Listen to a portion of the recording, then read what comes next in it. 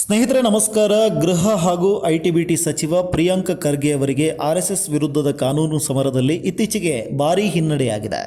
RSS ಕುರಿತ ಸಚಿವರ ವಾದವನ್ನು ಕೋರ್ಟ್ ಸಂಪೂರ್ಣವಾಗಿ ತಳ್ಳಿ ಹಾಕಿದೆ. ಅಷ್ಟಕ್ಕೂ ಏನಿದು ಘಟನೆ, ನ್ಯಾಯಾಲಯ ಹೇಳಿದ್ದೇನು? ಇಲ್ಲಿದೆ ಕಂಪ್ಲೀಟ್ ಡೀಟೇಲ್ಸ್.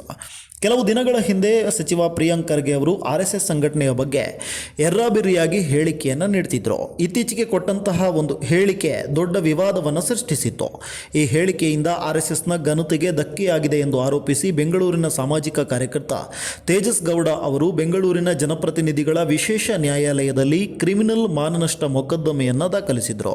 ಈ ಪ್ರಕರಣದ ವಿಚಾರಣೆ ವೇಳೆ ಸಚಿವ ಪ್ರಿಯಾಂಕ್ ಖರ್ಗೆ ಪರ ವಕೀಲರು ನ್ಯಾಯಾಲಯದಲ್ಲಿ ತಮ್ಮ ವಾದವನ್ನು ಮಂಡಿಸಿದ್ರು.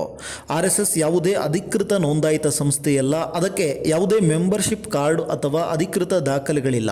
ಹೀಗಿರುವಾಗ ಅದರ ಸದಸ್ಯರು ಕ್ರಿಮಿನಲ್ ಮಾನನಷ್ಟ ಮೊಕದ್ದಮೆ ದಾಖಲಿಸಲು ಕಾನೂನಿನಲ್ಲಿ ಅರ್ಹರಲ್ಲ ಎಂದು ವಾದಿಸಿದ್ದರು. ಈ ಮೂಲಕ ಪ್ರಕರಣದಿಂದ ನುಣುಚಿಕೊಳ್ಳಲು ಸಚಿವರು ಪ್ರಯತ್ನಿಸಿದ್ದರು ಎಂದೇ ಹೇಳಬಹುದು. ಆದರೆ ಬೆಂಗಳೂರಿನ ವಿಶೇಷ ನ್ಯಾಯಾಲಯ ಈ ವಾದವನ್ನು ಸಂಪೂರ್ಣವಾಗಿ ಒಪ್ಪಲು ನಿರಾಕರಿಸಿತು. ಸಂಘಟನೆ ನೋಂದಣಿ ಆಗಿಲ್ಲ ಅನ್ನುವ ಮಾತ್ರಕ್ಕೆ ಅಥವಾ ಅಧಿಕೃತ ದಾಖಲೆಗಳಿಲ್ಲ ಅನ್ನುವ ಕಾರಣಕ್ಕೆ ಅದರ ಸದಸ್ಯರಿಗೆ ಮಾನನಷ್ಟ ಮೊಕದ್ದಮೆ ಹೂಡುವ ಹಕ್ಕಿಲ್ಲ ಎಂದು ಹೇಳುವುದಕ್ಕೆ ಸಾಧ್ಯವಿಲ್ಲ ಎಂದು ನ್ಯಾಯಾಧೀಶರು ಸ್ಪಷ್ಟಪಡಿಸಿದರು.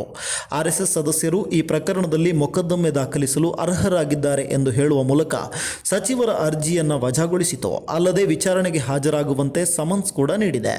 ಕೋರ್ಟ್ನ ಈ ಆದೇಶದಿಂದ ಸಚಿವ ಪ್ರಿಯಾಂಕ್ ಖರ್ಗೆ ಅವರು ಈಗ ಕಾನೂನು ಸಂಕಷ್ಟಕ್ಕೆ ಸಿಲುಕಿದ್ದಾರೆ ಮತ್ತು ಶೀಘ್ರದಲ್ಲೇ ಮಾನನಷ್ಟ ಮೊಕದ್ದಮೆಯ ನೇರ ವಿಚಾರಣೆಯನ್ನು ಎದುರಿಸಬೇಕಾಗಿದೆ.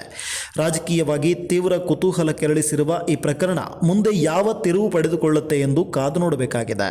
ಈ ವಿಡಿಯೋ ನಿಮಗೆ ಇಷ್ಟ ಆಗಿದ್ದರೆ ಲೈಕ್ ಮಾಡಿ, ಶೇರ್ ಮಾಡಿ, ಕಮೆಂಟ್ ಮಾಡಿ. ರಾಜ್ಯ ರಾಜಕಾರಣದ ಇತ್ತೀಚಿನ ಅಪ್ಡೇಟ್ಗಳಿಗಾಗಿ ನಮ್ಮ ಚಾನಲನ್ನು ಫಾಲೋ ಮಾಡೋದನ್ನು ಮರಿಬೇಡಿ. ಧನ್ಯವಾದಗಳು.